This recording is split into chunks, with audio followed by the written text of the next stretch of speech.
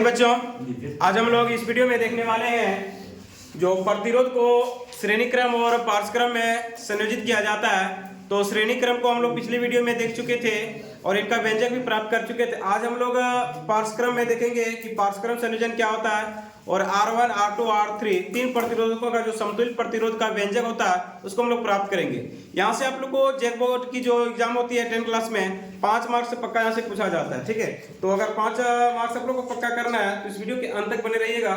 देखिए किस प्रकार से हम लोग इसका व्यंजक प्राप्त करते हैं। कह रहे हैं पार्श्व क्रम संयोजन क्या है। ठीक है, यानी कह रहा है पार्श्व क्रम का ही दूसरा नाम है बेटा क्या, समांतर क्रम संयोजन क्या है।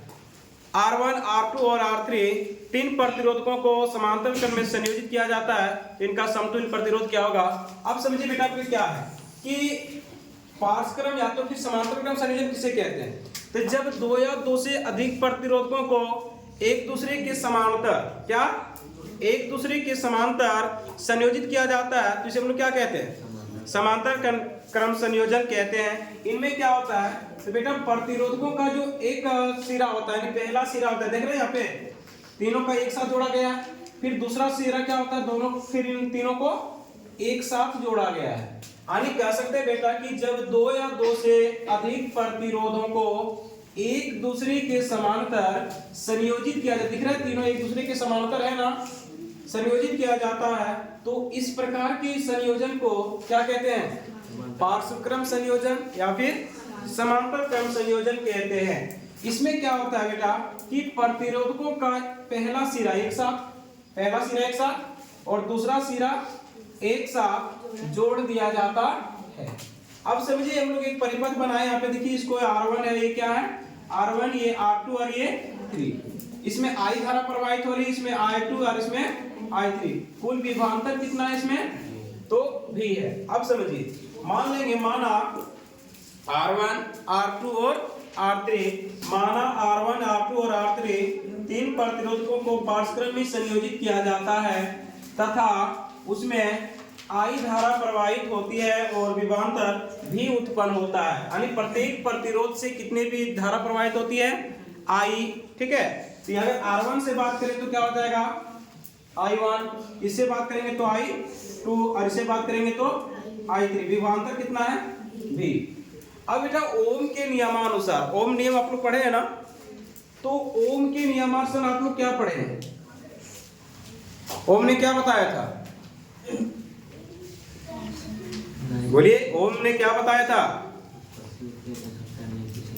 भूल गए। चलिए इसके बाद इसको हम लोग सिद्ध कर रहे हैं। तो ओम के नियमानुसार क्या होता है बेटा कि I बराबर V बटे R, I बराबर V बटे R। अब समझिए पहला अगर यहाँ पे हम लोग इसको धारा निकालेंगे तो I1 बराबर क्या होगा, तो V बटे R1 होगा। इसको हम लोग समीकरण 1 मान लेंगे। अगर I2 निकालेंगे तो विभवांतर वही है ना, तो क्या हो जाएगा V बटे R2, यानी कि दूसरा प्रतिरोध लेंगे तो V बटे R2, इसको समीकरण 2 मान लेंगे। I3 बराबर क्या होगा, तो V बटे R3, इसको हम लोग समीकरण 3 मान लेंगे। कोई दिक्कत, समीकरण 3। अब बेटा ये 1 2 3 क्या करेंगे, तीनों समीकरण को जोड़ देंगे। तो आप लोग लिखिएगा कि समीकरण 1 2 तथा 3 को जोड़ने पर अब जोड़ेंगे क्या होगा, I1 plus I2 plus I3, I1 plus I2 plus I3। इधर क्या होगा, V बटे R1 प्लस V बटे R2 प्लस V बटे। अब कुल भी धारा कितने हैं, हमने लिखा था कुल धारा कितना प्रवाहित होता है I। टोटल धारा कितना हो जाएगा बेटा I। यहाँ से देखिए V आप लोग कॉमन ले लीजिए, यहाँ भी V है, यहाँ भी V है, यहाँ भी V है कि नहीं है, तो क्या V हम लोग कॉमन ले सकते हैं, बोले ऐसे है नो एस, बिल्कुल ले सकते हैं। यहाँ से V कॉमन ले लीजिए, क्या बचा 1 बटे R1 बचा, फिर यहाँ क्या बचेगा 1 बटे R2, फिर 1 बटे R3। अब I बराबर क्या होता है, V बटे R होता है कि नहीं, तो ये भी यहाँ भी यहाँ काट सकते हैं क्योंकि इधर जाएगा तो भागा हो जाएगा ना, यहाँ पे V भी काट दिए, क्या बचा 1 बटे R। तो 1 बाई R इक्वल टू क्या होगा 1 by R1 plus 1 by R2 plus 1 by R3 आ गया। तो 1 बाई R बराबर 1 by R1 plus 1 by R2 plus 1 by R3। यही तो व्यंजक है, इतना ही करना है और इतना करना के बाद आप लोग को 5 मार्क्स पक्का हो जाएगा कि 5 मार्क्स मिलेगा ही, क्या नहीं कर पाओगे। अगर n प्रतिरोधकों के लिए व्यंजक निकालोगे तो यहाँ पे 1 by R equal to 1 by R1 plus R2 plus R3। अब फॉर एग्जाम्पल हम लोग करके दिखाते हैं। जैसे बेटा आप लोग को दे देगा कि 2 ओम 3 ओम ठीक है 4 ओम को पार्श्व में संयोजित किया जाता है। किसमें? पार्श्व में संयोजित किया जाता है तो इसका समतुल्य प्रतिरोध ज्ञात कर। देखिए भी कैसे बनाते हैं, थोड़ा इसको फ्रेश कर लेते हैं। ठीक है,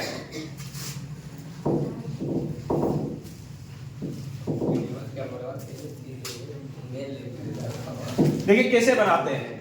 तो क्या बोला है कि 2 ओम 3 ओम 4 ओम है ना। तो बेटा R1 बराबर कितना हो जाएगा 2, R2 बराबर क्या हो जाएगा 3 ओम और R3 बराबर क्या हो जाएगा 4 ओम। इस टाइप का न्यूमेरिकल आप लोग को एक देखने का मिलेगा प्रश्न। अब हम लोग को बोला है कि समतुल्य प्रतिरोध क्या पूछा गया है, समतुल्य प्रतिरोध। तो समतुल्य प्रतिरोध बराबर क्या होता है, यानी कि 1/R पूछ रहा है बराबर 1/R1 प्लस 1/R2 प्लस क्या हो जाएगा 1/R3, यही ना।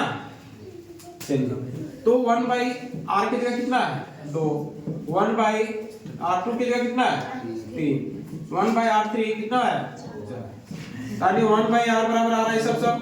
तो 2 3 4 का लघुत्तम बेटा क्या होगा 12। 2 का केवल पढ़ोगे 12 आएगा 6, 3 चौके 4 तिया तो 1/R बराबर 6 4 10 10 3 13/12। ये नहीं है सर, बहुत से बच्चे यही छोड़ देते हैं। देखिए हमसे R निकालना है, प्रतिरोध निकालना है ना। ये 1/R आया है, बाई क्रॉस कीजिए तो क्या हो जाएगा 13R बराबर 12, इसलिए R बराबर क्या हो जाएगा 12/13।